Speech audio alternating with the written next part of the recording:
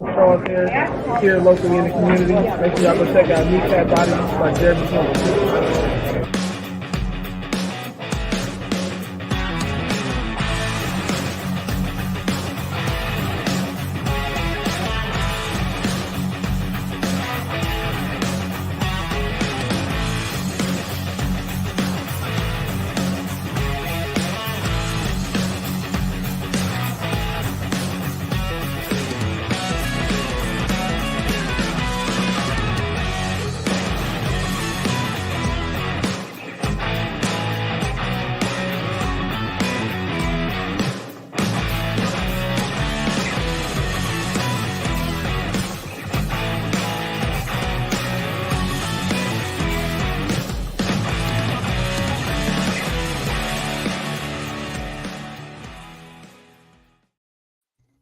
All right, and welcome back to Kneecap Biting the Motor City Night. This is the second year anniversary of the show. Proud to say my 1000th episode. I got my guys here, my lady, the prowl, queen of the prowl, Valerie Bordeaux, my co-host Dan Leonard, LL Cool Torrance, and the man, the myth, the legend, Kurt, the man of steel. What's going on, everybody? Thanks for having me, Jeremy. What a long year this has been. Man. Can y'all hear me okay? Yeah, I got you now. We got you, Yellow. Perfect. Just kicked in because the background noise just disappeared. Oh, even better. Yeah. How you been, my man? I'm good, man. A little less good after last night, but We'll I'm leave good, man. We'll leave I'm- that I'm- part alone. You know what I got to say? I'm proud to say that this team played 20 games this season. 20 games in a season. When have we ever been able to say that? A long time. What is that? 30-something years? Almost. Well, it wasn't even 20 then. Yeah, it wasn't even 20 then. Yeah, it wasn't. It was what? Because we played we didn't play to the divisional round. So right. We didn't play the wild. We played the divisional round. That's right. And that was a 10-win season that we got there, winning the division, if I remember right. Something like that. Yeah, it wasn't that. We did that in the regular season, y'all. Yeah, it's been a ride. It's and it's like, man, this has been a long season, but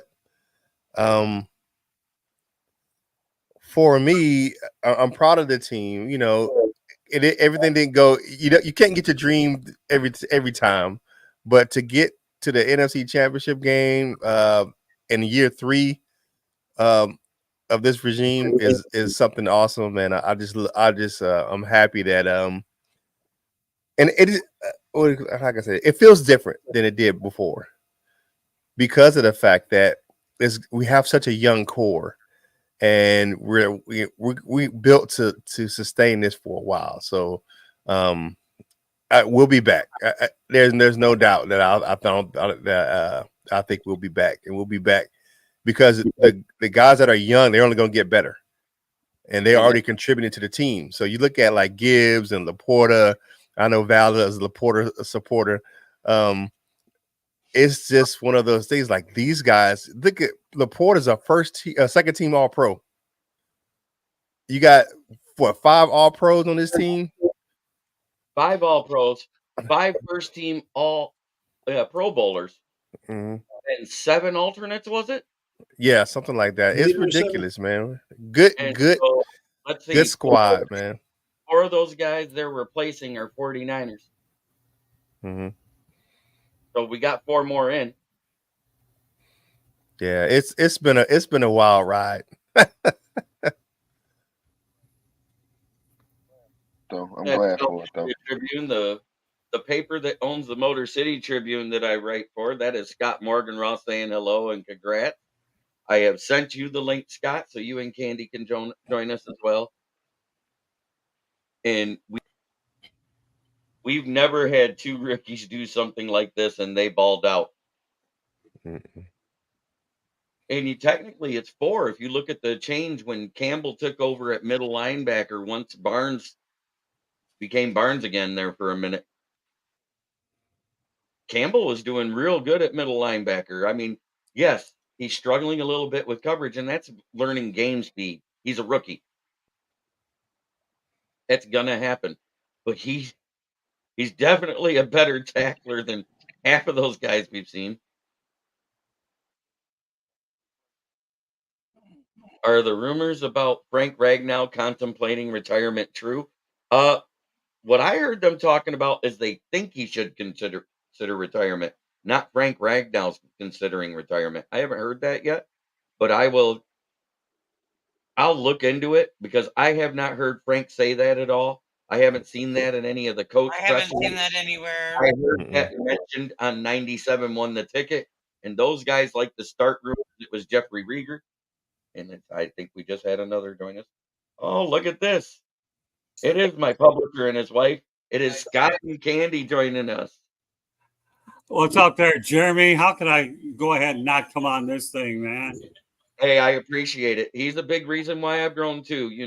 Once I started writing last season, Wait, hold on. being a part of their podcast Wait. and everything else, um, it's been amazing.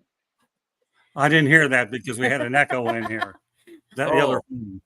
I said, you're a big part of the reason why I grew by allowing me to write my articles, link my stuff to it, and the growth you've helped me as a broadcaster. Well, I'm glad. You know what? Here's the thing, okay? This is a lesson that everybody should learn. If you're not coachable, you're in trouble. This guy here is coachable. And when you have a guy coachable that takes a beating that I lay on him to make him good, then he's a good guy. He really is. Because I'll tell you one thing, and I tell it straight because I've taught a lot of people in my 44 years in the business, okay, that if you can't be coached hard, how are you going to get better? And obviously, as far as I'm concerned with Jeremy, it hasn't always been easy, but you know what? He's come a long way. And he'll go as far as his coachability will take him. We know the ability is there. We know that he puts a lot of effort into what he does. And, to be able to do this many shows, more power to you, Balric. Well, that's Go ahead. 600 in a season. Huh? 600 shows in a season. Is that right? Wow. Yeah. You've been busy. I can't count that high. If, He needs a if, girlfriend, we know. If Huh? TubeBuddy didn't keep track of it for me, I wouldn't have known. Yeah, well, I still can't count that high. By the way, above you is the Queen of the Prowl. That is wife of the formerly known Jim Ordo, who passed away back a couple Thanksgivings ago. Hi, Kurt Queen. Hill was his co-host. LL Cool Torrance on the other side of you. He's been with you. And the guy in the upper right-hand corner, that is my co-host, Dan Leonard. What's up, Dan? What's up, Scott and Candy? How are you? Nice to meet you. Nice to meet you too. You guys got to come in there in the chat room and go ahead and give Jeremy a hard time. And here is the co-host and creator of the Lions Villain Squad with Russell Wayne, Main Event Mike. Thanks for having me, Jeremy. Congrats on your 1,000th episode. Thank you. It's 2 years. 2 years to the day I started this show. And to think it all started on the front porch of my apartment where I used to be outside huddled up and leaving the camera off and trying not to shake. Well, Jeremy, here's the deal, man. Everybody has interesting beginnings when you start this whole thing out. But when you get to a point where you're at now and you talk about the growth and everything that you've earned the right to do 1,000 shows. And even though you haven't been to an NSMA event, which is inevitable, okay, National Sports Media Association, which I'm looking to get them to. The one thing I did learn at Podcast Movement is if you stay with your specialty and you're good at what your specialty, then you're going to do well with it. And Jeremy is living proof of that. Thank you very much, Scott. But don't take podcast when if you're a broadcaster, I'll tell you. Let's go back to my beginnings when I was just a podcast. It wasn't even a podcaster yet. I was just a guy that ran a Facebook page with a video chat on Mondays doing a little bit of Lions trivia. And I met this guy who I didn't even know about podcasting at the time.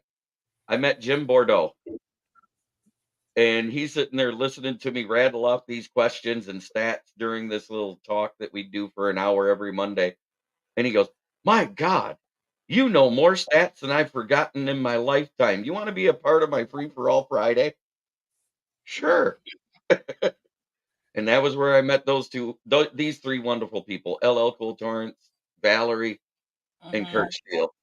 And I think it was my third show while I'm on lunch break at A1 Tire, and I'm puffing away on the smokes, and John Robinson comes in. He goes, "We got to start calling him Smoking Jeremy B." And that's how I got my nickname. Well, I think that was off of me going calling you Darth Vader because that's what you sounded like with your chain smoking. You're Yeah, it was quite loud with the feedback. But it was those were great shows. You look at yeah. the panel we had back then, the panels we had on Fridays, and and that's how LL started on the show as well. He came in, started with us for Free for All Fridays, and it was an honor to have you on, to see your growth from there until now. It's great, man. You're doing your thing. I'm just I'm a little older now, and I like you do your show right now. Like I try to make it. I'm like, man, I'll be asleep. But yeah, but I made sure I took a nap, and so I could come on tonight and just hang out for a little bit with you, man. And I'm so proud of the work you've done. And and in many ways, I'm trying to catch up to you now. But gotta finish school. You doing the work with that, with the writing and things of that nature, man. You're doing your thing, man. Very, very proud of you, Jeremy, man. You're definitely one of those guys. You got to stick to it, and if you grind it out, man, and you do your thing. And I definitely, like I say this for myself and for Val and even Jim. We're very proud of you, man, and for you to start just doing it, because I used to come on your show on the Facebook and do that stuff, man, with you, and it was to go from that to where you are now, man. You are definitely doing your thing. Awesome job, man. Very, very proud of you and what you're doing. Yeah, Well, let me I'm tell you sure this. Jeremy got in my definitely book, Lessons from the Microphone. Right, Jeremy? Yes, sir. You told me I'm in it. I'm in the process of getting it. So Yeah. Yeah, Lessons from the Microphone. I'm stuck with this guy forever in my book. but you want to talk about But it's not the worst thing I've ever been stuck with before. That's okay. you want to talk about growth? The guy directly to my right there, Main Event Mike. That group started out, what was it, back in May was when you started your group? Or was it April? No, on May 31st, our page was shut down. We Right. were reported for copyright infringement. We had to learn our lessons the hard way. So we had to start from scratch on June 1st. Start from scratch on June 1st, and today we crossed 41,000 followers. Oh, wow. Congrats. That's damn. That's because I'm partners with a guy named Russell Wayne, who's a grinder. So he's grinding constantly and keeping us going. So it's been tough. It's been tough, but it's been so rewarding at the same time. And they're approaching, because they do it every day, 7 days a week, talking Lions every day at 11 a.m. They used to have what was called open mic night, and it was supposed to be a shit talking show. But after the Lions were so good, the other teams quit coming on, and it couldn't be a shit talking show anymore. Yeah. They wanted to be in a shit talking group with the Lions when we stunk, because we were constantly fighting from the bottom because we were their punching bag for so long. But we had the division wrapped up by week 14. They all disappeared. So we've kind of strayed away from the trash talking. We really don't even do that anymore. Right. And they came back out of the woodworks this morning. They did this morning. On the couch. In full force. in full force this morning. They were Oh, calling our page out. They were calling me out personally because they finally had some ammunition. All right. I want to get LL Cool Torrance to give his take because I know he said he couldn't stay on long. He had some stuff to do in the background there. Yeah, I was trying to make sure that my AirPods work, but I guess they didn't. But yeah, what am I giving a take on? What the season or what are we talking about here? Talking about the fact that you met me 2 years ago now. Oh, oops. Oh yeah. Oh yeah. We were that was my smoking buddy on the show. We used to be on there. You know, I wasn't smoking the cigs, but you know. But no, you know, and we just everybody on the show, man, hit it off, and it's just good to see everybody where they are. Like I remember Easy, you know, and this is a while ago that I'm about to say, but like I just I kind of started watching Woolworth Sports. I was like, hey man, you know, he used to be on the Freestyle Friday too. So you know, it's good to see everybody, you know, making it reach even farther. You know, it's just it's great to see, man, and I'm real glad for you, Jeremy. You already know we talk about it all the time, so I'm glad to see you doing it. I'm glad to see everybody here. You know, hey Miss Val, what's up, my dog Kurt? And I was trying to ask a question earlier, if I could real quick, but because and I've been thinking about this a whole lot. So whenever I talk junk, I'll be like, yeah, it's recorded, fool, you know. But because we always talk about like in the draft. And we talked about Jahmyr Gibbs, and that was Kurt Guy, like from day one. So how do you just seeing where he, you know, how, you know, it was easy. I was talking this morning, like after every game, it seemed like Jahmyr Gibbs didn't do a whole lot. All we kept hearing about is Jalen Carter, Jalen Carter, Jalen Carter, Jalen Carter. And then you didn't hear about Jalen Carter no more after a while. So how you feel about that, Kurt? Looking at that, man, I was on the Jahmyr Gibbs bandwagon for a long time because I watched him at Alabama, and I was like, this kid is special. I mean, I was like, I didn't even flinch when they picked him 12. I'm like, that's a good pick, and I was like, give him a while. It's gonna be a while before he gets going. But once he got going, and the pretty much the collapse of the Philadelphia Eagles defense. I mean, when they put Patricia in charge of their defense, I was like, yeah, it's a wrap. But just to see that kid and his growth and maturity and what he's done, and I have a friend that's a Bucks fan and main event Mike. He popped up on my page today talking trash, but I'm like, you weren't talking when we beat y'all twice. So I mean, but to see him just smack around Winfield at the goal line. He didn't even have to stiff arm that guy. He just stopped it. He just kind of slowed down so he could smack the shit out of him. So, I mean, like, you look at Jahmyr Gibbs, man. I'm so proud of that young man. To have 2,000-yard backs for this team, man. That's why I'm so excited for the future of the Detroit Lions, because it's not where this is going to be a sustained thing for the Lions, where it's not going to be like a one-off or one and done. They're built for sustained success, and they're only going to get better because they only can add more to this roster where they're young, they're talented, and we're using those young players. Look how many rookies, and then you talk about second and third year players on this roster that, key contributors. You look at Penei Sewell and Amara St. Brown and, those guys. But to get back to your question, LL, I am so happy that the Lions picked Jahmyr Gibbs. To me, he's a better all-around back than Bijan Robinson. I mean, you look at it, he performed better throughout. He had more sustained success throughout the season than Bijan Robinson did.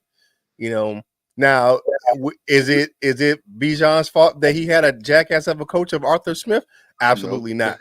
But I like the way the Lions used him, and he is definitely a good all-around back. That's such a good take. I mean, that's what differentiates this team from the 91 team, right? I mean, in 91, I know some of us here are old enough to remember that. There weren't those expectations like there is with this team. That's what separates this team from that team. Is we never really thought they were going to win that game against Washington, did we? I mean, I didn't. That was the Hogs, right? They went on to win the Super Bowl.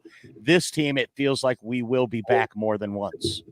Hey, Jeremy, I'm going to get going. I'm going to let Candy take over, all right? She's your co-host on Fire Up.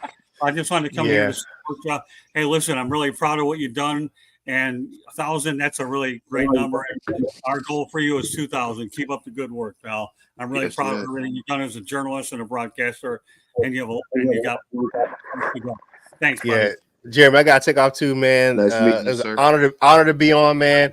Congratulations again for the 1,000th episode. Great to be on with Val and LL. You know what I'm saying? We haven't been on it for a while. I've been working on school, going to public relations and trying to, grind it out. And I will be back. So if y'all know me, Kurt still will be back. Once I finish this second degree, I will be back doing my content, man. And I will make sure that I have Jeremy on and Val and my man LL. We're gonna do some good things in 2024. So, but again, congratulations, man. And I'll talk to you guys later. Everyone have a great night, man. And go Lions. Peace out, man. Go Lions. Have a great one. Good seeing you again, Kurt. Man, it's been an amazing run. And this season has been an amazing run. Like I said, to start the season, if you told me that the Lions were going to play 20 games in one season, I'd have said you're nuts. Do you agree with that? Like somebody trying to make a love. Yeah, they're trying to make. It looks like somebody's trying to make a love connection. I know, right? Yeah, that's spam. I already know who that person does that to a lot of people, but. And one more to say, done too. Can you be able to send me a friend request on Facebook? Let chat more better. Never mind the fact that I'm a fat guy behind a computer screen in Nigeria. Let chat better. Let chat better. Chat better. Oh.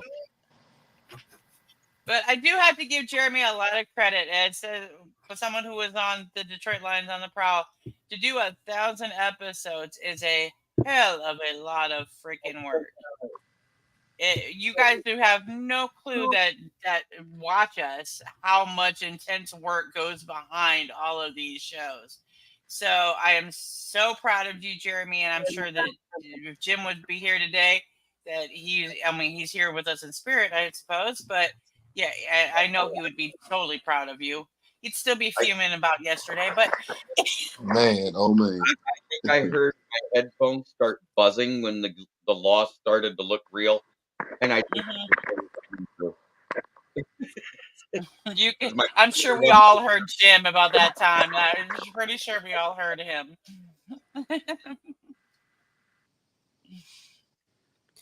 Jeremy, I have to say I'm proud of you, and I have to say thank you for inviting me, because I'm the odd out here, because as most of you probably don't know, I'm one of your division rival.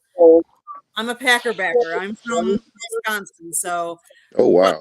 I want to say that the future looks bright for both teams. And I love it, because I think it's going to be honestly a good rivalry between the two. And I look forward to the division, because I think both teams are up and coming again, and they're going to have some good seasons and some good fights and duels. So I appreciate you allowing me to be part of this special episode of yours. Thank you. I'm just working on blocking somebody. Yep. Nope. No problem. Yeah. Apparently, no one wants to send her friend requests. I know. But my dad pops in, smokes away.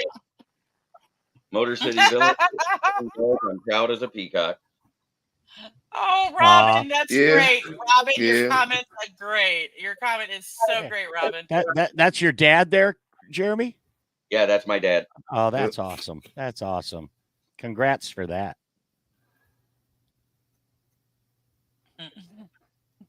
Did you see the comment where I made that statement? They said they wanted to meet a proud Nigerian. Yeah, I know. That's why I said, I was like, that's a great comment from Robin. That was great. Made my day. Hey, can I say something? I didn't even realize, like, I mean, I guess I might have knew, because I kind of feel like you had said like 600 in a year. I kind of remember that. But like when you had sent me the message and it said 1,000, I'm like, is that wrong? Like I thought like what? Like, dang, but no, Yep. man, that's and Yep. it's exactly what Miss Val just said, man. Like, Today. I You guys, know it's a lot of hard work to go into that, man, and that's excellent, dog. That is excellent, and I you don't need nobody to tell you, but you know, never stop, keep on going, man. oh, Robert Bertana. Yeah. Thank It's you, gonna Robert. fight. Let's go. Thank you, Robert. Hey, thank you, Robert. Oh yeah, Brent. Of course I'm right. Tracy Walker needs to have a walker. But Izzy Melifamu. my boy. I know you love him. And he came out like gangbusters once they pulled Walker. Mm-hmm. And he wasn't hurt. He was just a healthy scratch for how many weeks in a row now, main event? Gosh, he didn't even show up until what, week 10? Week 10? When he broke out, right? Yeah. Yeah. Thank you again, Fred Peterson. I'm going to open this up to some of the fans. I appreciate all of the content creators that I brought in here. But I have the guys that have been a part of my show off and on over the past 2 years. And I need to open it up so they can come in and say what they have to say. And All I right.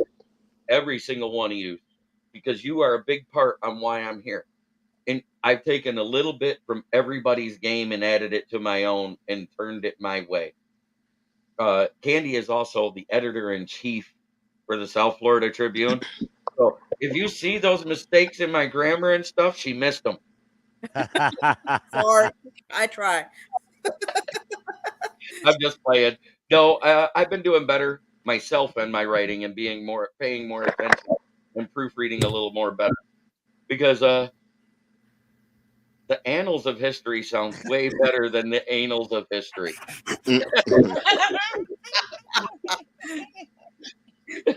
Well, No, it doesn't. No, it doesn't. Well, all right, man. Jeremy B. I appreciate all these, but I'm going to send Another big congrats, man. Congrats to another 1,000, man, to 10,000, you know, and beyond. I'm hoping that I'm here to do it that long. I mean, shoot, you got to 1,000 in a year, man. I mean, 2 years, so you know, 10,000 ain't that far along.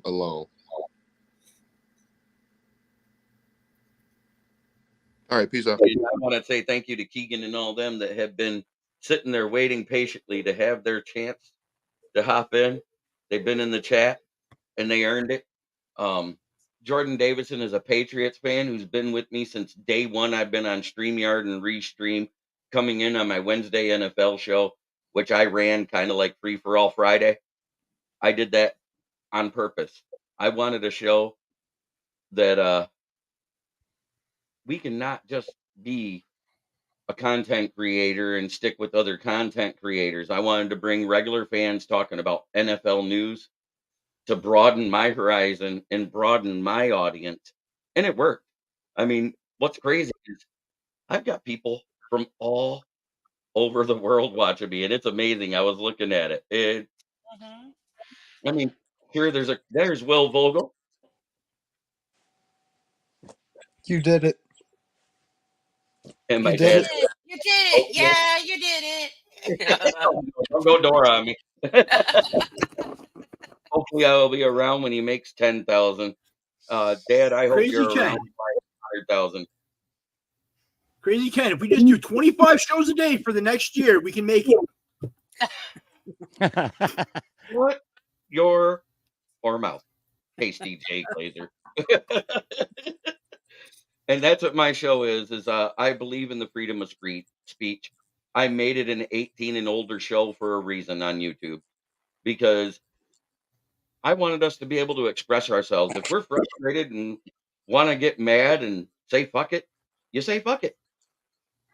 I did I love it. I did it that way on purpose because there's so many people that want to censor everybody. They want to tell everybody their opinion is wrong, their thoughts are wrong, and everything else. And here comes Kneecap Villain Keegan Eckert, My partner. Come on, 1,000, baby. Yeah, 1,000 shows. But here's to all of you, the people who have been a part of my show, the people that have been fans of my show, the fans that have been on here. A nice little round of applause. Thank you. Including all the ones watching. The ones watching,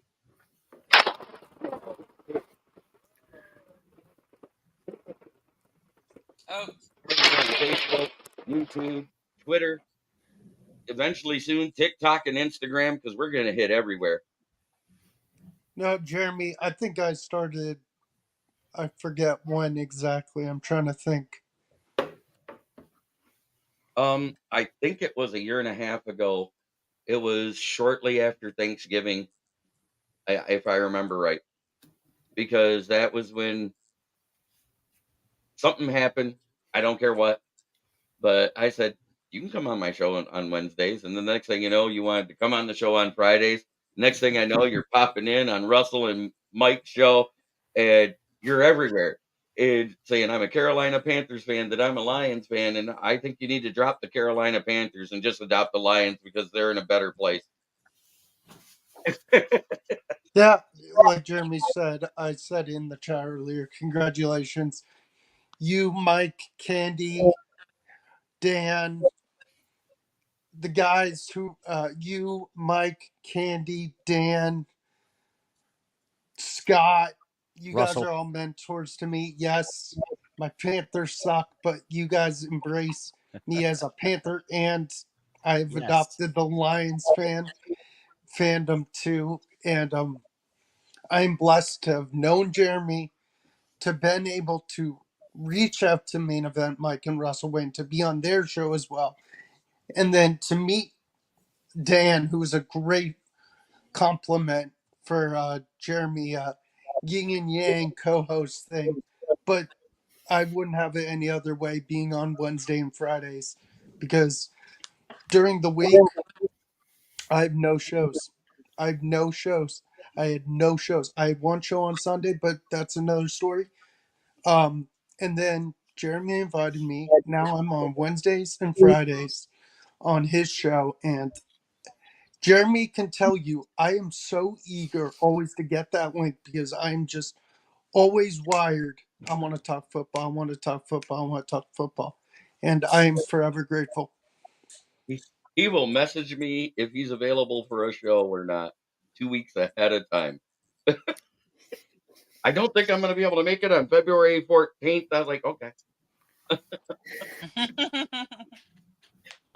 And I appreciate it. Wednesday show in 2028. You can ask Val. When I first got into it, I was chomping at the bit for that Friday link for my lunch break.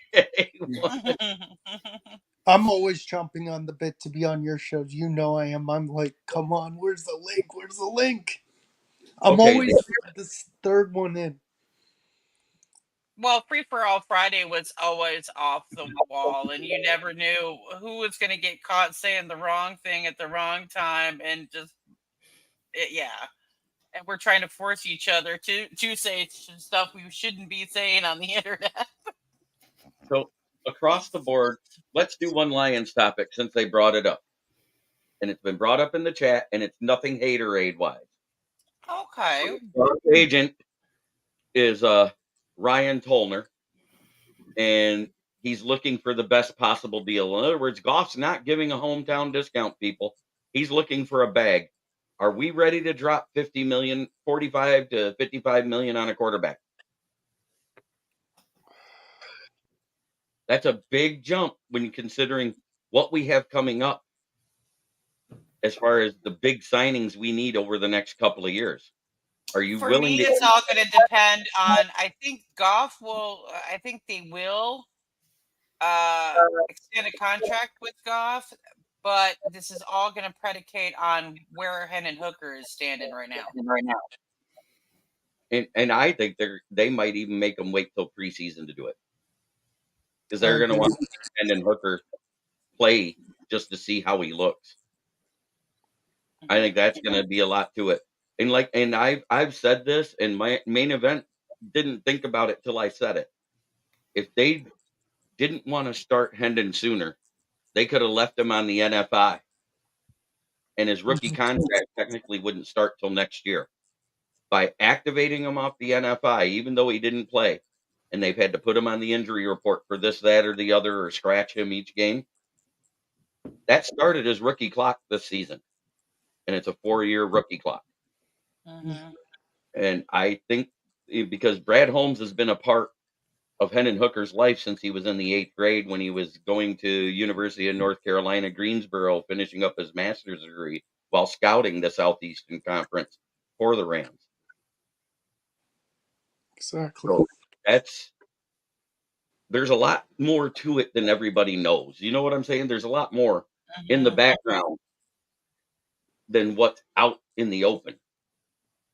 And if Goff wants another bag, we got to look at it this way.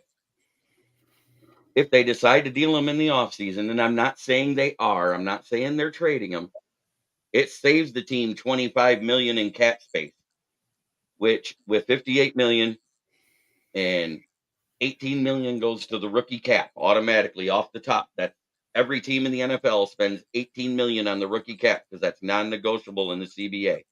That means you got 40.5 left. You turn that into 65 million and complete the team around it and throw in X quarterback, no matter who it is, because the O-line's that good. Are you still comfortable? Yeah, I would wait till the preseason, maybe try and lower that number. I get it. He thinks he's on the elite level, and I'm happy he led us to the NFC Championship. But you know what?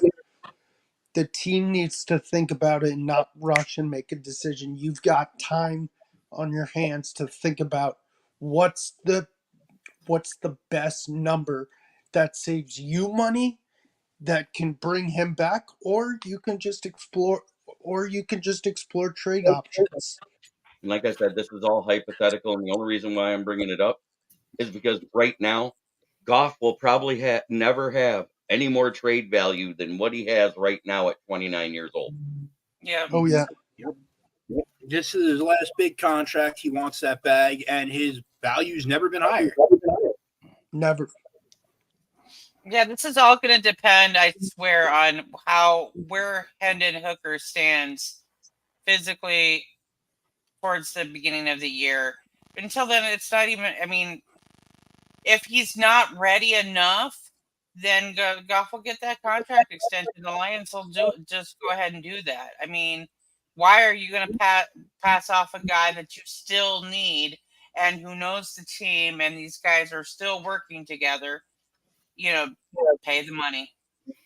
And with Agree. and today we had 2 of our assistant coaches go for offensive coordinator interviews.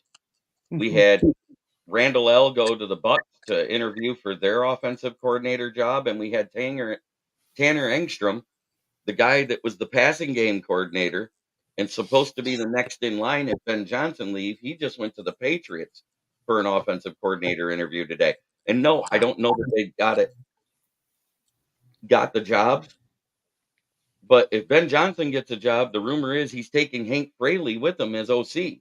So you're looking at the backup OC wants to leave.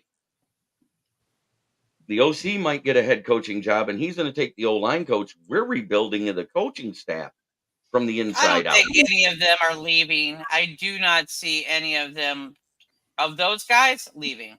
I don't. I agree. If I was the backup OC, I would stay.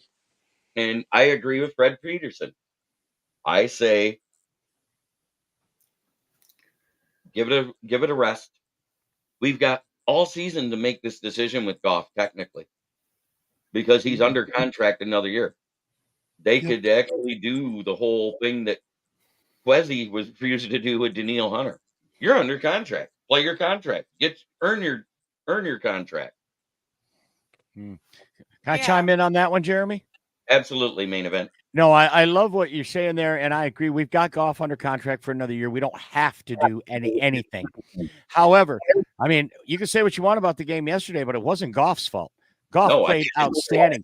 And it makes me wonder, had we won that game yesterday, would this conversation be completely different about Goff? He took us to the Super Bowl, folks. I mean, that's what we're talking about. I think he's earned his bag. If Ben Johnson leaves, will Goff be the same quarterback?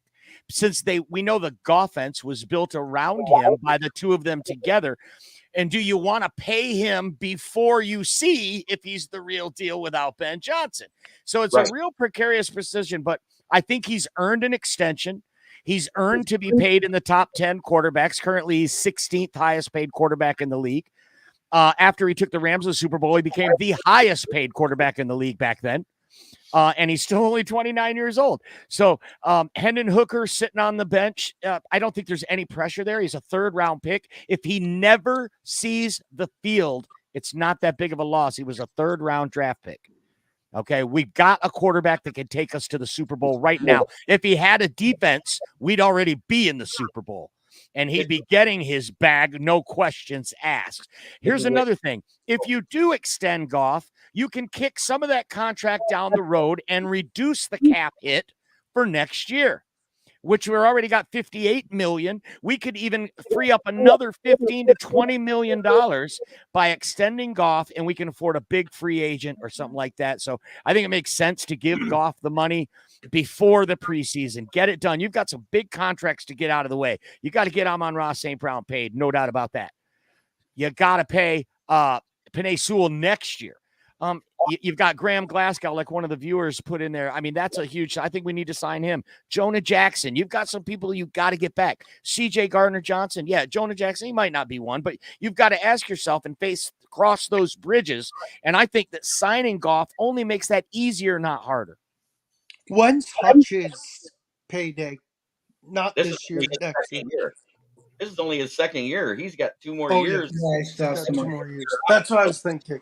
Because I heard a stupid thing. They were like, you got to pay Hutch now. Will, calm down. You asked the question. Let me finish answering. He has 2 more years on the regular rookie contract, plus a possible 5th-year option. So technically, you don't have to do anything with him for 2.5 seasons yet.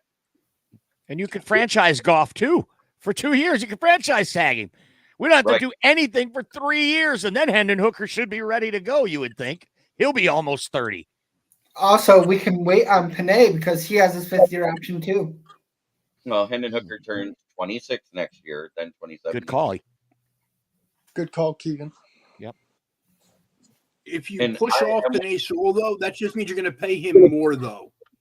The sooner you pay him, the less you're going to have to pay him in the long run, because the guy's already proven he's top 3 offensive tackle in the entire league. Trent Williams is going to eventually retire, and he's going to be number 1 and demand number 1 money. That's a good call, absolutely. I agree with getting the 5th-year option. That way you don't have to do it this next season, and the next season you do his extension.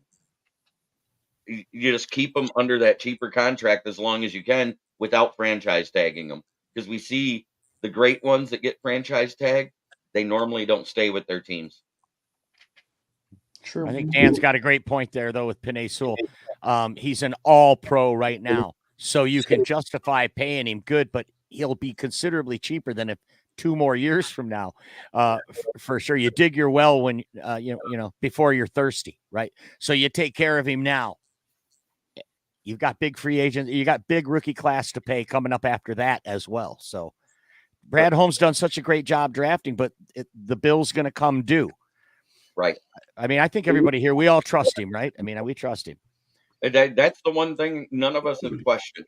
Maybe not Candy because she's a Packers fan, but hey, you guys you've done a lot. You've grown a lot, and I've seen a lot, and I welcome that healthy competition. To be honest with you, I know the Green Bay has had a long history of obviously quarterbacks, and everybody wondered about Jordan Love coming into the season, but he really grew throughout the season, just like I've seen a lot of your guys grow throughout the last couple years. So I welcome it, and I'm happy for you guys. I really am. And I am so happy that the Patriots were not able to poach Matt Dunstall, our cat guru, out of the front office, because that would have hurt. They tried to take him and give him more money as a CFO for that franchise than he makes here. And I'm quite sure, so I'll match it. Amen. What a great run. So let me ask you this. Since Okay. we were talking about Jared Goff here. Now, say Ben Johnson gets that job in Washington, right? Hypothetically. If you could get even close to the deal that the Seahawks got for Russell Wilson from him and Washington, do you take that for Goff? Twice on Sunday. I agree. Sorry, if I'm getting 2 firsts, 2 thirds, and 5 players, I'm taking that deal. Would you, Mike? Realistically, Goff's value should be higher. Yeah, because technically, Goff had a way better year than Russell Wilson did the year he was traded. And he's younger. And he's younger. You're talking about 5 years difference in age there. Yeah, we might see the end of those kinds of deals. The way the Deshaun Watson deal is blown up in Cleveland's face, right? The way the Russell Wilson deal is blown up in Denver's face. I mean, that might have been a flash in the pan in this league of seeing deals like that. Brittany, Lady B Jackson asks, "Hello, Lions fans. How are we?" Loins fans, yeah. I'm a big fan of the loins. Loins. The tenderloins are real good. I'm happy when they're marinated properly and grilled to perfection. Don't forget about well, yeah, that can grill. Never mind. We'll move on. Okay. Yeah, the Wilson deal was a mega haul. Sorry, mistype. We know. I know. We were just picking on it. It was. We were just talking about grammar and misspellings earlier, so because I am a writer and Candy is the editorialist that runs it. I see it all the time. Most Lions fans will. I'll see loins every. Candy does a lot better than anybody at the USA Today because they allowed that one Lions writer to write the article about Barry Sanders with 10 straight sentences saying, "Never had he never." What? That actually made it to print and into circulation, not only online, but in paper across the country. Never had he never missed a Pro Bowl. Never had he never missed a 1,000-yard season. He just kept going on and on about when you're Barry from the South, that stuff happens, okay? Yeah, I could. Valerie, I live in the South too. Yep. The South, yeah. There's expressions down here. Cheeseburgers, I love it. What? Sirloin, knight of the rear table. Well. God, I love his comments. Oh, man. I got way too excited typing. I do voiceovers, so believe me, I know. That's what Brittany typed. Oh, that's cool. Oh, yeah, I just like to pick on it. That's all. Oh, we got some 49er fans piping in, but that's okay. It's going to happen. You know why? Because I'm willing to put my show under my public profile where I don't care what fan of NFL team you are. I celebrate my fandom. I am proud to say I'm a Lions fan and have been for 47, 48 years now. And Ken Dobie, thank you very much. And congrats on the milestone show tonight. I appreciate that, because, when we got Bears and Packer fans telling me congratulations on the shows, and that's a huge thing. That's not even going into the team or any of that. That's giving people props for grinding. I remember when I first popped on, I think you guys said it was like your 8,000th show, the first show I was on with Detroit Lions on the Prowl, and I'm like, holy crap, they've been doing this a while, and I just heard of them. Well, we had built a huge following being audio only for several years before we ever hit YouTube, and that was part of that. Speak of other fans. That's that's how I came on to Main Event Mike's page. They were like, "What kind of fan are you?" I'm like, I'm a Panthers pseudo Lions fan. They're like, what the heck did you just say? I'm a Panthers pseudo Lions fan. What are you doing here then? This is a good one. Laughing my ass off. Baltimore paid all that money, the bigger game, and more Lamar chokes.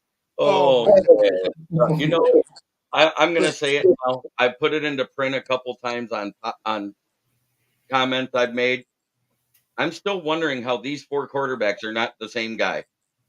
You got Tony Prescott, Lamar Cousins, Dak Kirk Jackson, and Dak Jackson. Dak Romo. None of them get past that NFC champion, the championship round. That's it.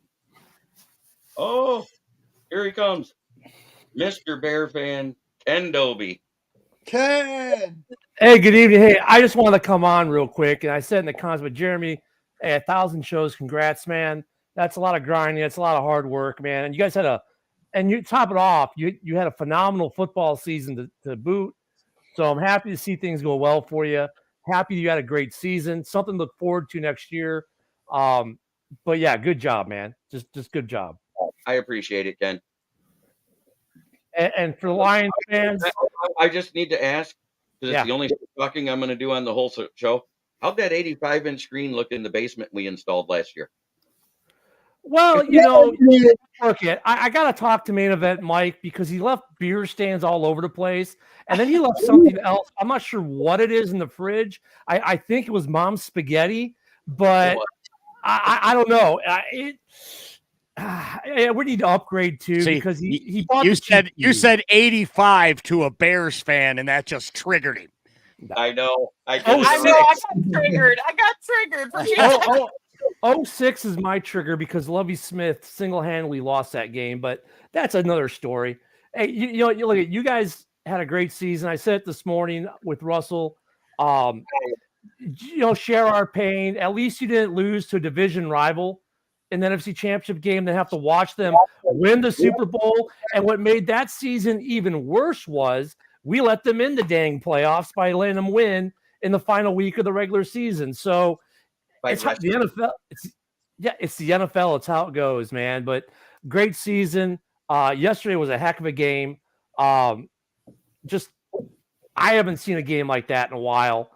Take that for what you will. Put it this way, my son, who's the avid football freak and player, at halftime said this thing's over. They're going to the Super Bowl. I had to text him in the third quarter. It's tied. He's like, what? So, but yeah, great season, guys. I mean, you guys had something to build on. I think the North is going to be a hell of a lot of fun next year. We're in a division you don't want to play next year. That's for sure. Yep. Robert Hurtana's coming in and giving you shit. Bears are losers. I'm disappointed by my first team. I never liked my first team anymore. What do you think of the new coach, Will? What do you think of Dave the Bears Canales actually hire? won a Super Bowl, so at 1985. So at least there's that. There is. What's up, Mike? I was asking, what did you think of the hire for the new coach for the Panthers, Dave Canales? He's worked with some good QBs. He has. But Jeremy can tell you 1,000 out of 1,000 times, and Keegan too. Every time I did a mock draft the year of this year, I drafted Stroud. Right. I do not want another Kyler Murray running around the field asking to save his life because that's what he's looking like he's doing. Well, he held up this year. He did. That was going to be the knock on him. He'll never make it through the year, but he did. Yeah. Somehow, somewhere. And he looked good at the end. Like he said, he's always been that size. He's been that size his whole life. So it's the only way he knows how to play football. If you go and look up Jameson Williams highlights, like we did before the season, it stands out to you what incredible ball this guy throws. So, I mean, there's a lot of potential there. I haven't given up on Bryce Young yet. I think going forward, the NFC North is going to be a lot like the AFC North. We're going to beat up on each other in the season, and we're going to beat up on everybody else on the way out, too. I see it coming. I don't know so much for Minnesota, but, you guys have enough cap room and draft capital. You guys should be where we were at last year. They should be. They're the wild card in all of this because at the beginning of the year, Mike, when we did our show during the draft, then we did preseason, and Jeremy, you remember this? We were all saying, "Oh, they're done, they're through." Quezzy is crazy, and look, if Kirk Cousins doesn't get hurt, they might be the playoff team and not Green Bay, or maybe both get in. So they are the wild card because they are not that bad of a team.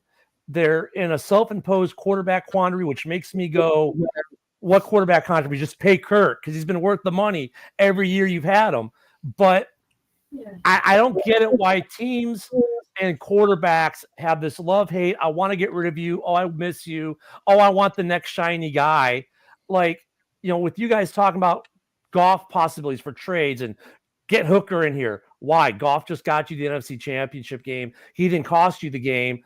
Why move on? With Kirk Cousins, he's been worth every penny Minnesota's ever paid him. He's kept them in games. He's won them games. Carried him on his back. Yes. It's always been a pet peeve of mine with that whole thing because it's get rid of the quarterback, get rid of for the next guy.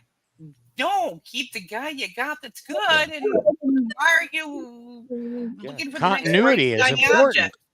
With Fields, with Fields, I think a lot of it's just smoke screen so Poles can pull off another trade to move to 2 or 3. But I don't think Fields is going anywhere. Fields isn't going anywhere. Fields has carried this team for 2 years. At the end of this year, they were putting it together. Interesting fact that people always gloss over because maybe they don't know. The number 1 PFF quarterback to receiving combo in the NFL this year, Fields to DJ Moore. Why would you only threw the ball 6 yards, Ken? Yeah, and that thank God that OC is gone. But I mean, I don't understand this love affair of give a quarterback 1, maybe 2 years, and then let's get someone shiny and new. Look, a couple years ago, Trey Lance was the best prospect we'd seen in decades. He's now the backup to the backup's backup in Dallas, right? So What did I say about Trey Lance when he was coming out? What did I say there, Dan? You were on that draft show. I don't remember exactly what you said, but Trey Lance is the person that benefited more from COVID than anyone else in the entire world. He had 1 decent college season, and then nobody else got to see how much he really sucked. The 22 class, if you look at the 22 class, 2 quarterbacks of note from that. One was a guy picked last in the draft, Mr. Irrelevant, who's going to a Super Bowl. The only first-round quarterback was Kenny Pickett, and I guess you could say he's had marginal to medium success. If you go the year back from that, Lawrence, being the number 1 pick, has had some decent success, a little up and down. But, I mean, look at these first-round quarterbacks go back 3-4 years. Out of, 20-some quarterbacks maybe? About 2 or 3, maybe 4 have had some type of success. Quarterbacks in the first round of a draft are at best a crapshoot, and why teams in the North, specifically Minnesota and Chicago, get into this, we need to draft the quarterback all the time? Why? The Bears' best season since the 85 team was when they had Jay Cutler, who they traded for. Bears don't need a quarterback. They need an O-line. They need a center. They need a new owner. I love Virginia. Oh. No, she needs to go. She does. Mike, I got a little quote I'm going to give you from one of the other Lions chats I'm in. Oh, geez. It has to do with our favorite welching guy. Oh, I can't handle it today. Oh, it's somebody knocking him. You'll like it. Well, hell, Jeremy, send it. Don't keep us waiting. Seriously, can you guys give me an alibi so I can go find John Dorn and run him over several times with my box truck? I don't think there's a bigger douchebag in the world. That's perfect. John. Hey, Ken. Yeah. You want to hear something funny? You mentioned Trevor Lawrence. Number 1 overall pick in the draft. Everybody loves the guy. Do you know statistically he's just Daniel Jones with long hair? Yep. Pretty much. I mean, the difference being, I think he's had better coaching. Danny Dimes had better coaching in New York. He followed a guy who's going to be a Hall of Fame quarterback, so he got a little bit of time with him. A little bit different situation, but statistically, yeah, you're not wrong. But I think he's done it with less than what Danny Dimes started with. You know what I mean? Oh, well. Danny There's a lot Dimes of that started in with the Joe NFL Judge. right now, though. There's a lot of that in the NFL right now. These guys, a lot of these guys, they all look alike. They all play alike. They all they're like the Kens of the Barbie world or something. You know what I love is that at one point we had like 25 to 30 viewers, and the likes weren't going up that much. We go down to 13, and we're at 17 likes now. Let's hit that like button, guys. Like and subscribe. We're having fun. This has That's been the Ken Dobie effect. Yeah, thank you, Mike. Take your finger out on the like button. Take your the anger likes out. go up because they're hitting the like on the way out. The problem with the quarterback situation in the NFL has been this 20 years ago. Look, I'm going to give Packer fans listen. I'm going to give you something you don't get from a Bears fan often. That's props. You did it right when you drafted Jordan Love in the first round and put him on the bench for 3 years. You didn't expect it to be 3 years. You expected it to be 2. And Sharon had to give you a little drama on his way out to New York. Got it? But you still did it right. That used to be the status quo in the NFL in the 80s and early 90s. But now, if you draft a quarterback in the top 10, they immediately have to start day one. If they don't, something's wrong, broken, fire the GM. And if that first-round quarterback doesn't produce in year 1 or year 2, he's a bum, he's trash, he'll never be worth anything. Get rid of him and draft the next one. And we wonder why we're in this carousel. Ever. And it's the dumbest take ever. It's the absolute dumbest take ever for any fan to have to say that, because then they show me they don't know shit about football. But that's the truth of the NFL though, the last decade plus. It's it's sad that the Packers, and people are going, why the Packers have a third quarterback who's doing so well? I don't know. Maybe because they trained him and coached him up and he learned the NFL, and they just throw his ass in the fire and hope he did well. I mean, you get your Andrew Lucks, you get your Strouds who do that once in a blue moon, but they are the exception, not the rule. And fans don't get that. The pressure is for the offense to be, the arm slinger, the exciting part of the game. So your quarterback has got to be out there, got to be ready, got to be, you got to get him out there, bright, shiny object thing. And it's insane. Mahomes sat that for a year. That whole thing right there. The whole thing with this, it starts with this. Doesn't even have to do with fans or the quarterback itself. Your average coach and GM now are given 3 years to perform and produce. If they don't have that, they get replaced. So if they're in that top 10 range to pick a quarterback, they pick that guy and they hope and they pray that they're going to save their jobs by picking them and putting them in there. Yeah, I mean, look at and if you look historically to like Mahomes sat his first year. Brady didn't start as a rookie. Very few of the top quarterbacks we've had in this league have started as rookies with great success. And some that have, like Peyton Manning, were like 3-13 their first year or something like terrible that. his first year. Yeah. Couple and a 1-2 touchdown to interception ratio that year. In this NFL, they wouldn't have made it to year 3. And it's sad. And to go further on, I think what ruined it was the one guy that came out of the box ready to throw. And it's only been one. Dan Marino. Yeah. Yep. Dan Marino's the only first round pick. And CJ Stroud. And now Stroud now. I'm just saying, now it's Stroud. They're the two exceptions to all of this. Yeah. You think about that. That's going all the way back, 84 as a rookie? Well, I think part of it, though, is also when these GMs get hired, these head coaches get hired, what they say at the press conference kind of sets them up for this 3-year failure. Like when the Lions hired their new regime, they didn't come in and say, we're going to immediately win. They talked about process, right? When you look at when Ryan Poles came in, what Ryan Poles said, it's going to be a process and it's going to take time. In both cases, both these organizations, which ironically are mirroring each other quite a lot over the last couple of years, the Bears being a year behind, but they mirror each other and they set the expectations of their fan base. Like, look, we're going to suck for a year or two, but we're going to get better. And then we're going to get to this point and you're not going to want to play us. And I think that's a shift in mentality on these GM coach hires, for at least for Detroit and Chicago, because they're setting that table instead of being Lovie Smith saying, well, we're going to come in, we're going to beat the Packers, we're going to win the division every year, and my offense is always going to suck. Yeah, and it's funny you say that, Ken. Everyone I remember, and I know all the Lions fans can attest, when Dan Campbell did his press conference, everyone's like, who's this goofball? This guy can't coach. This guy's just a knucklehead who played football, and he's going to lead this team, and he's just speaking stupid. Look at Dan Campbell now. We've been winning games and speaking stupid. Yep, and that's okay. But that's what you want to do. You want to keep your star quarterback going, and you want to get the backups staying back. You know what I'm saying? Yeah. Building in the background, and that's something that the Packers were always successful at doing. I never say anything nice about the Packers, but that was the one thing They did it right. They have been able to do well consistently because Aaron Rodgers sat under Brett Favre, and You got to do it. was, You got to give them their props. sit I got to them, jump off here, that's Jeremy. why. Yep. Thanks again. Sorry, Valerie. I didn't mean to cut you off. Yeah, no problem. Congrats on your 1,000th episode. Take care, guys. God bless you all. See you, Mike. Jeremy, I need to go too. Congratulations. Bye, Candy. Candy. Bye, Candy. Nice meeting you.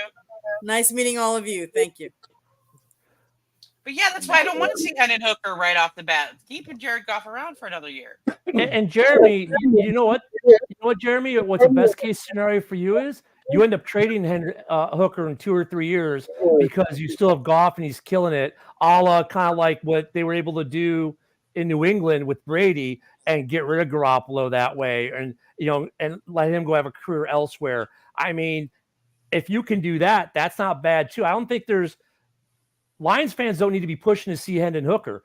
If you really what you want as a Lions fan is to never see Hendon Hooker have to start 16 games in a season. You want him to be in 2 years where they're trading him at the trade deadline to a team that just is desperate, and you can take some money out of their house, and because that's what you want.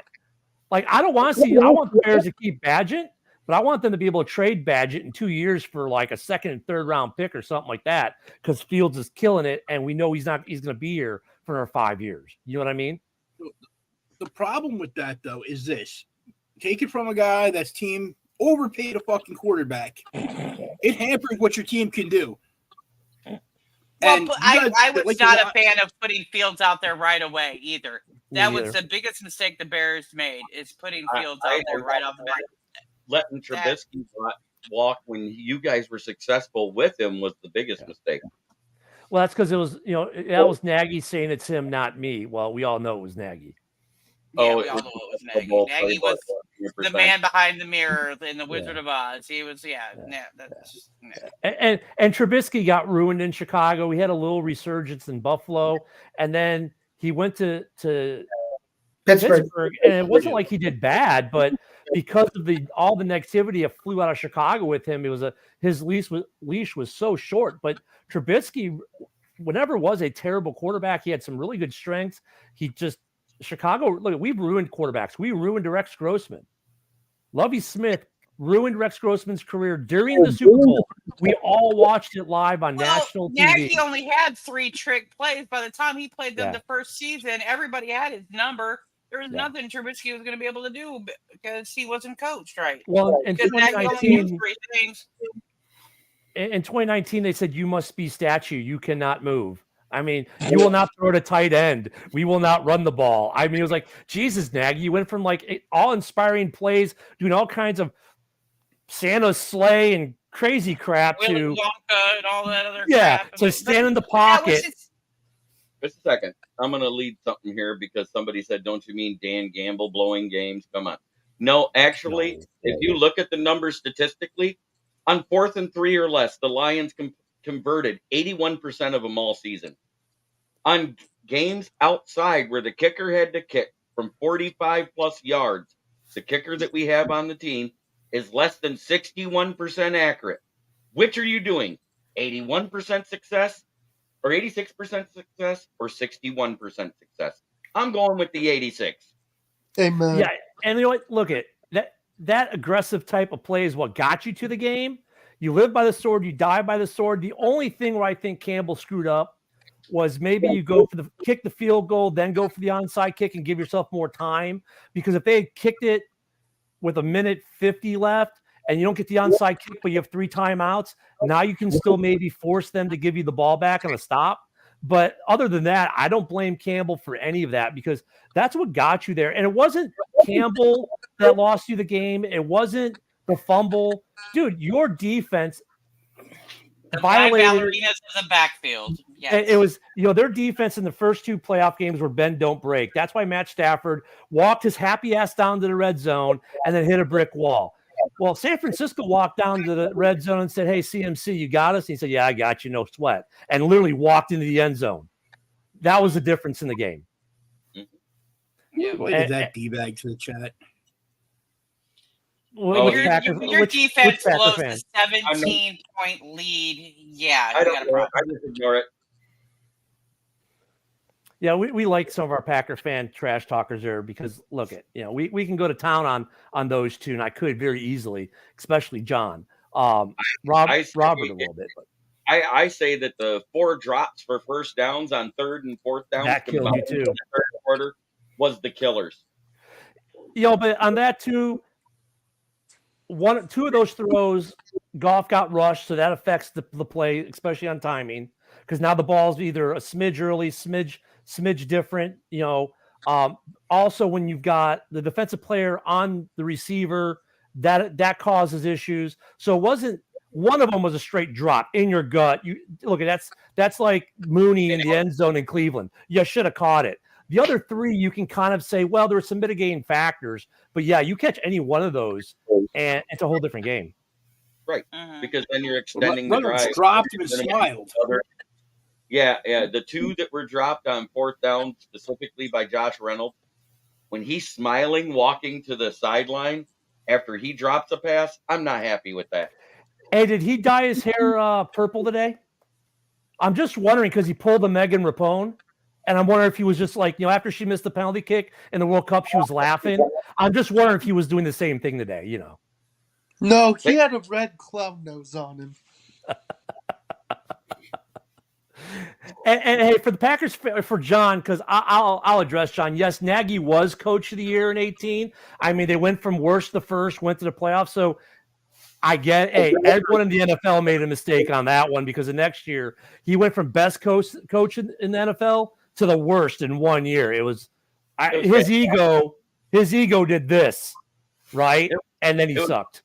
It was a fantastic thing to watch as a fan. It was. From a Packers fan calling Dan Campbell a fraud.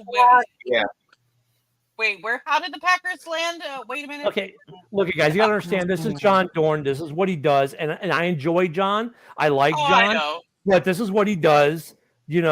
I mean, I give John his love. I can give shit right back in both Lions and Bears direction. I can give shit back. Him and Brandon Waj are 2 Packer fans I love to shoot crap with because they're just fun. And John knows he's talking out his ass. He knows it. He's just having fun. But he does get some people riled up. Man, I saw him. Jeremy knows the instance I'm talking about where John Dorn got someone riled up. I won't go into it. But he pushes some buttons, man. He knows how to push some buttons. He does. You know what? Don't feed into him. That's careful where you're pushing the buttons, though, but careful. Hey, I'm just happy that the NFC North has 4 competitive teams right now because it's usually been 2, maybe 3. Really, if the Vikings being the wild card, if they are as good as this year defensively, and if they are smart and bring Cousins back, this is going to be one of those divisions. No division's ever sent 4 teams to the playoffs. It is possible to do with 3 wild card slots. Actually, in the regular season there, John Dorn, seeing how you must be horrible at math, it's 24, 24, and 1, which is above 500. This is exactly why we know game, set, and match. And then if you more wins in the playoffs, plus the 1 loss, we're actually well above 500 then. Mm-hmm. Hey, Ken, I got a question for you. You're a Bears fan, right? Fundamental. What gave it away? I don't know. That horrible C there. It makes no fucking sense. It looks like a toilet seat. I know. Anyway. I wish they had the bear, but the bear looks retarded in it too because he looked like he's cross-eyed. Yeah, I remember that one. I like the other one that they had that they used where it was the C with just a bear head, and it was a normal bear head. It wasn't a cross-eyed bear. It wasn't. I don't know why they don't use that. It's just and they quit using that. Short. Every fan wants it, and they don't. I've got that logo on a Roquan Smith helmet, but go with the question. Okay, my question is Matt Nagy the one that drafted Trubisky and passed on Patrick Mahomes? No. So the John Fox regime, actually, that's a funny story too, because who was it? Who was the GM back then? It was another Ryan. He was a GM, but John Fox was his last year as a coach in Chicago with Trubisky's rookie year. Fox didn't want Trubisky. The GM at the time drafted Trubisky, even though John Fox didn't want him. Everyone was like, well, what is this? And then he ended up not being too bad, in 18, for example.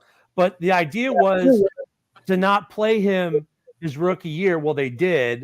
And he showed enough promise where everyone got excited. But Fox gets fired.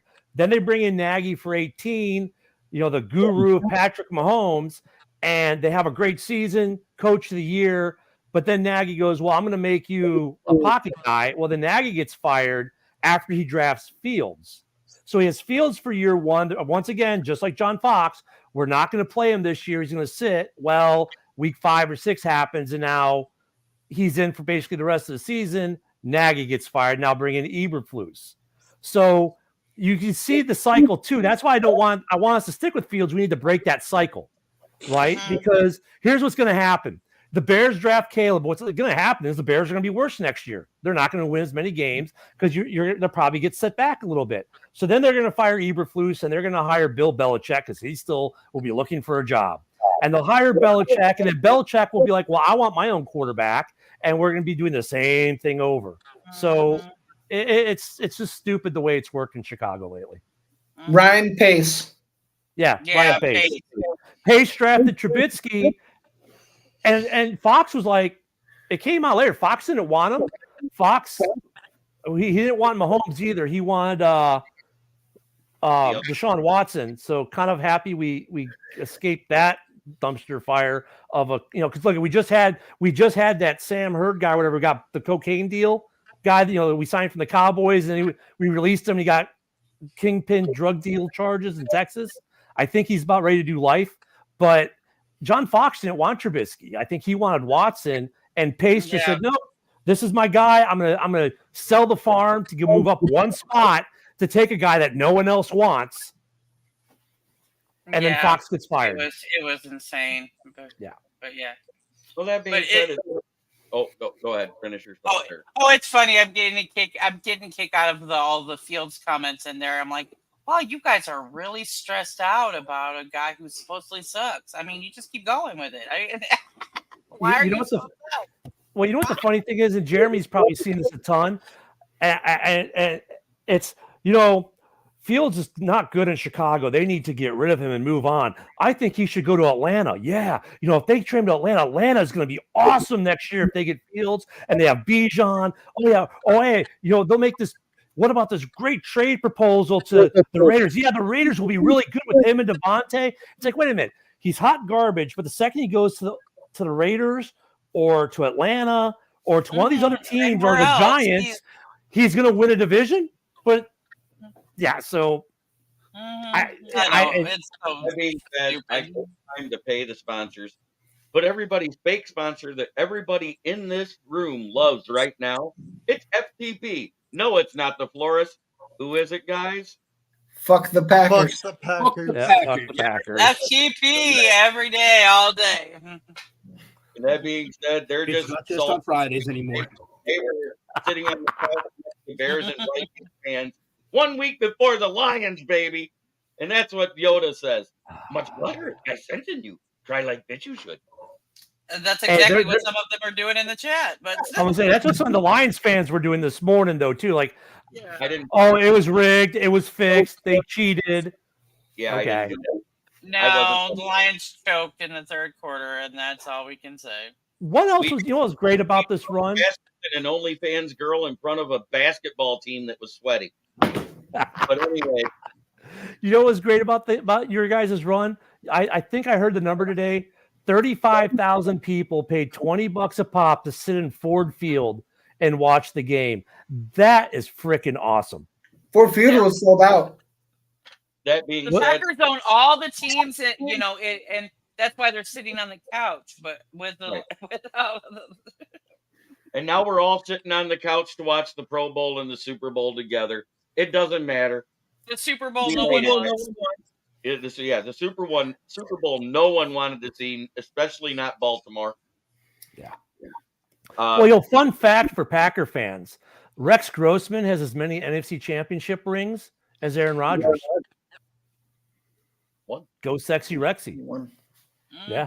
That being said, I actually like Rex Grossman a lot. My real sponsor, Gloss Negron, the best window tinter in Saginaw. Give him a call. Schedule your appointment today, 989-443-9240. He also does window tinting. Mention the fact you heard the ad here, and he will give you a discount. Have a blessed day. He does great work. Here's a sample. This Chrysler 300 C-Class, he detailed and did the tint on that. And even though the angle's not good, an Audi SUV.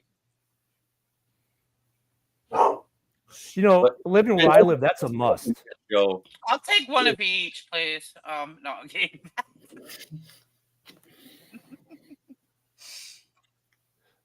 If you ever come down to Florida and you live up there, go see that man and get tinted, or trust me, you're not going to have fun in Florida if you're driving down here. If your windows aren't tinted, you leave that car to go to the beach, you're going to come back not to a sauna, but you're literally going to be in an oven. If you want to practice what they'll feel like at home in Minnesota or Michigan, wherever you are, here's what you do.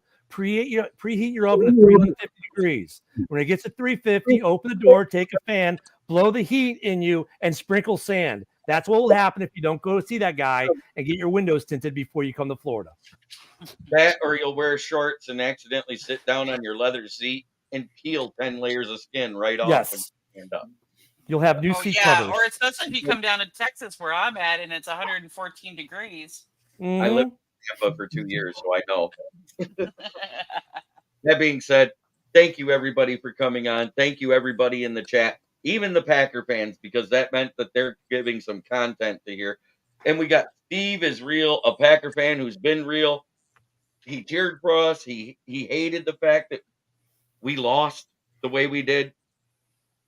Thank you, Dorn, for the one. Congrats on the 1,000th show. We need real applause for Jeremy right now. Real applause. Real applause. Thank you. Thank you. I just want to say it's been my pleasure to provide content, whether you've hated me, loved me, or whatever. The fact you came on to watch me says I must be doing something right. And who knows, after this consultant that I'm going to see on Wednesday, these chiclets will be just as right as my show. Hey, buddy. There you go. Have a blessed Hey, evening, JB. everybody. Yep. Go ahead. Wait, before you go, man, I just want to say congratulations on 1,000th show. From where me and you fucking met up and all that shit, at first I thought you were a dickhead. Now you're one of my best friends. Fucking never would have thought you would have got here, bro.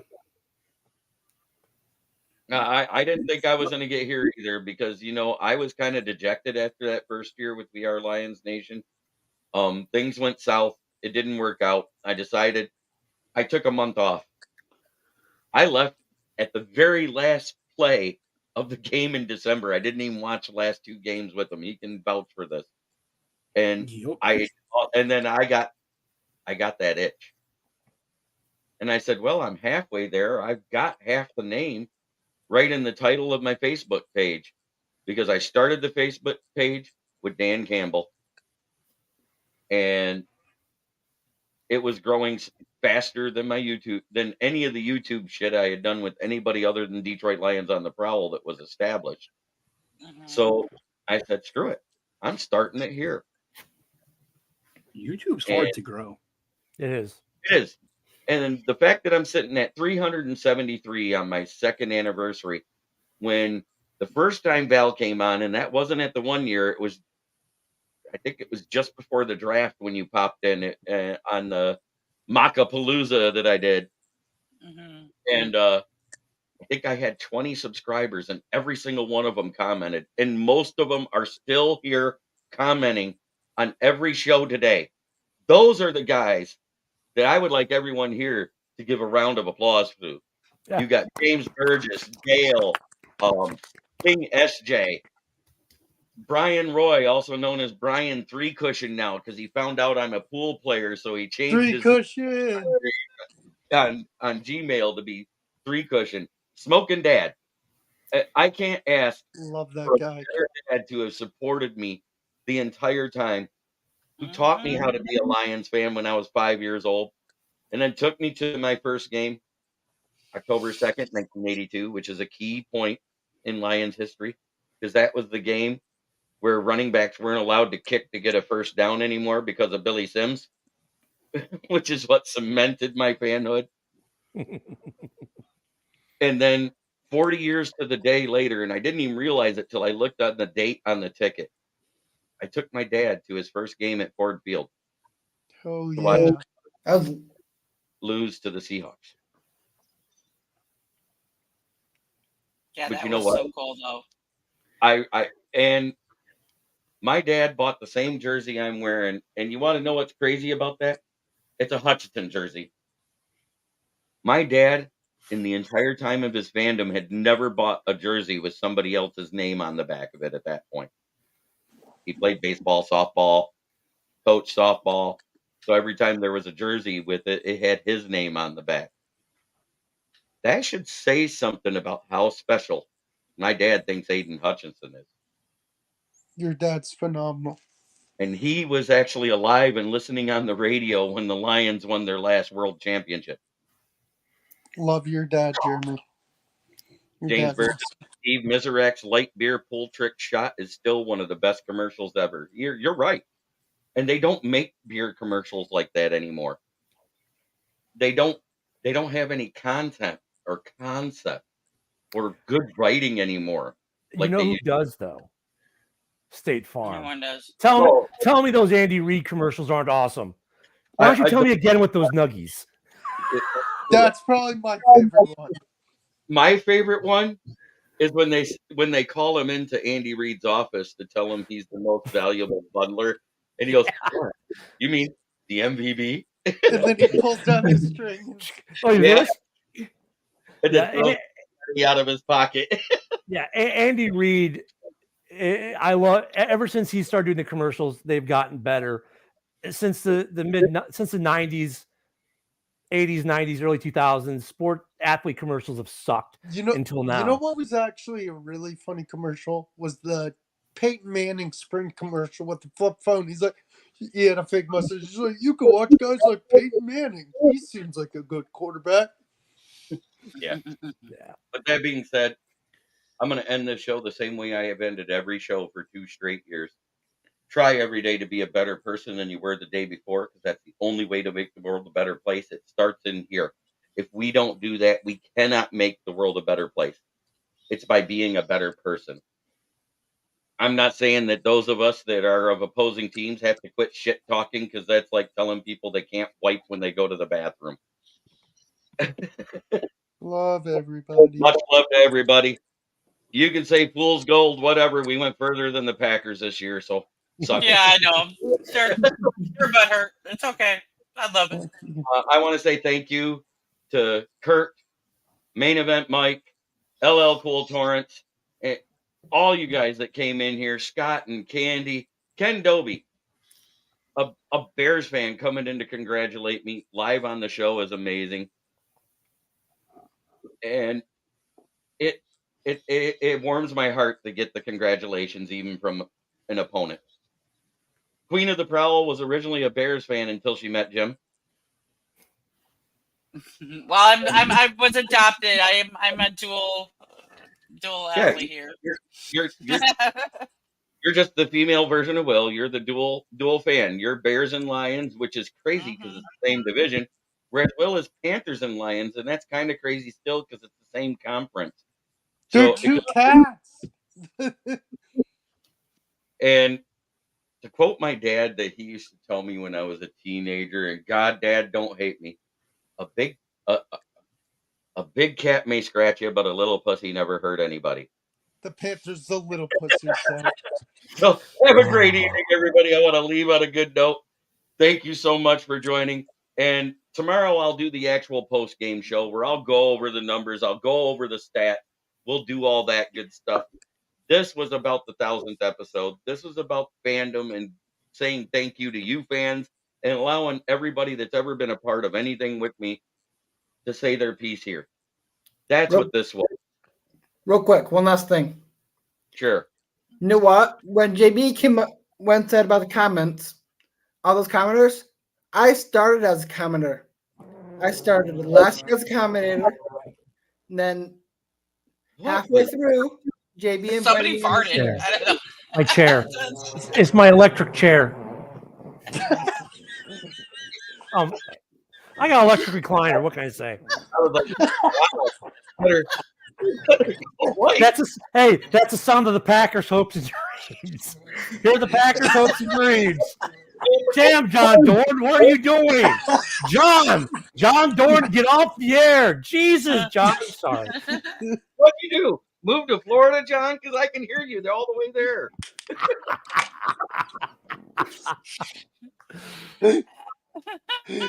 Oh, my face is red.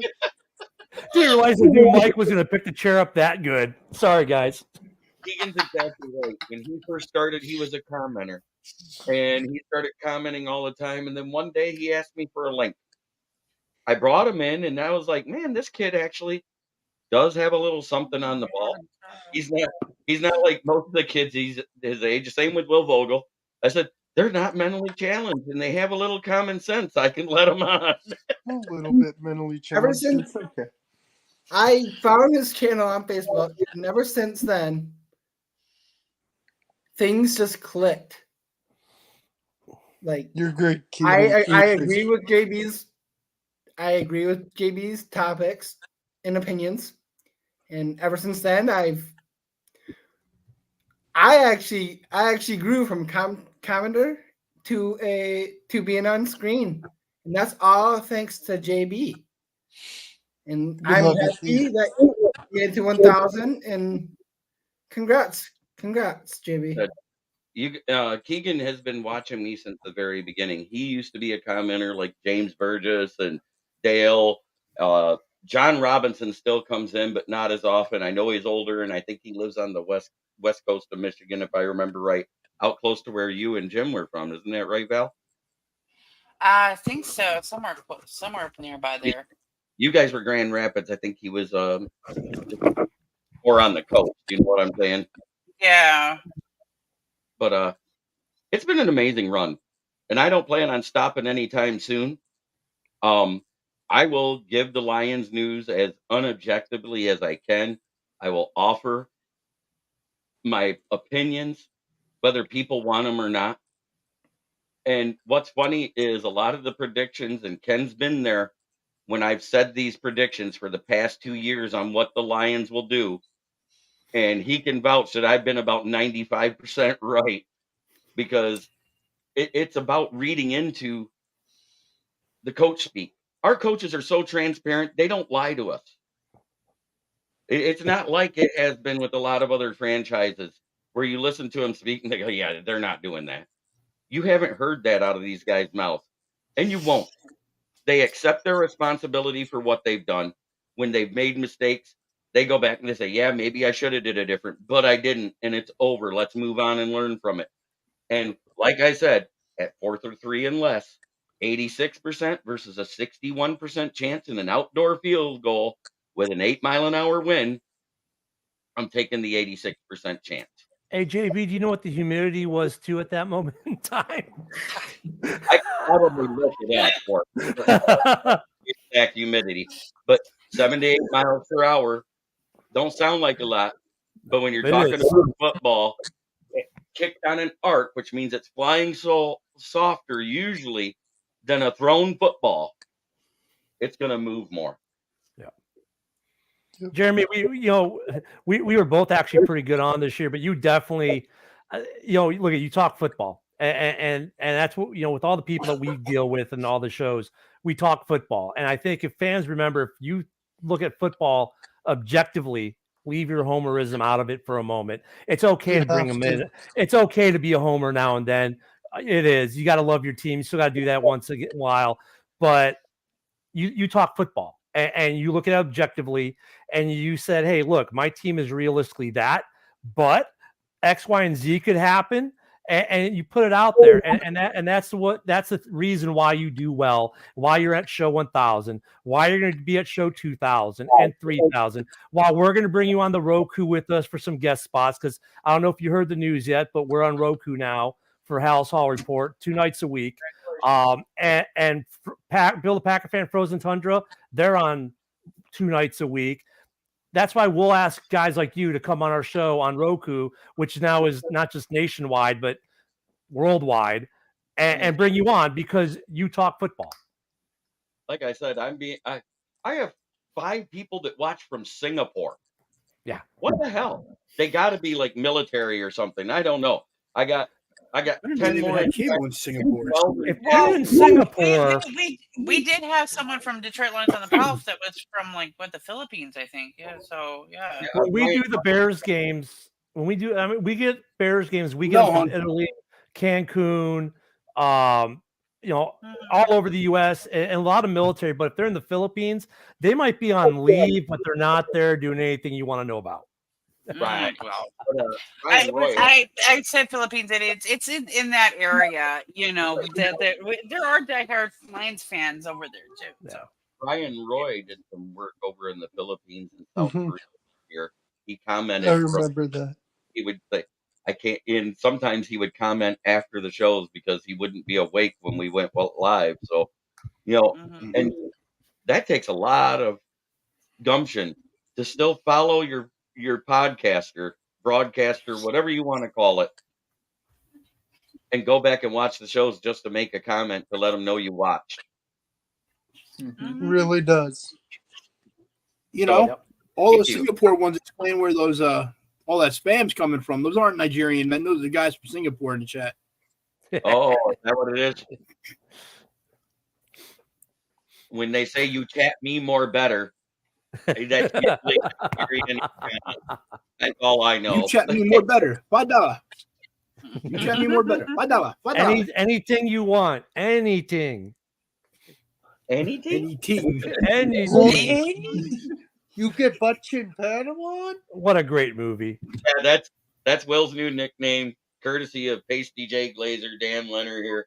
It's the butt chin Padawan, because when we come off camera, he'll set his phone on his chest and it's looking right up at that butt chin.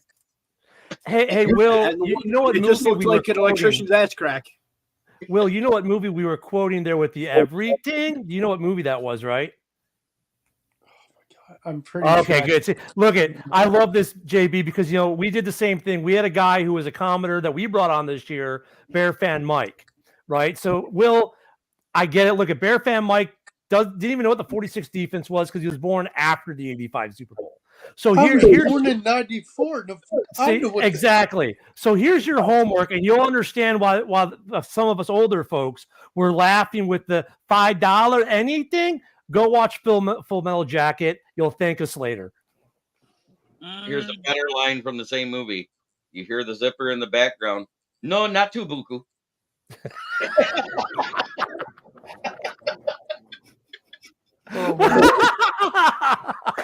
We have derailed. Completely derailed. On my show after an hour and a half. There's party time. Yeah, it's party time. Time to go backstage. Everybody. Like I said, try every day to be the better person. That's the only way to make the world a better place. And space.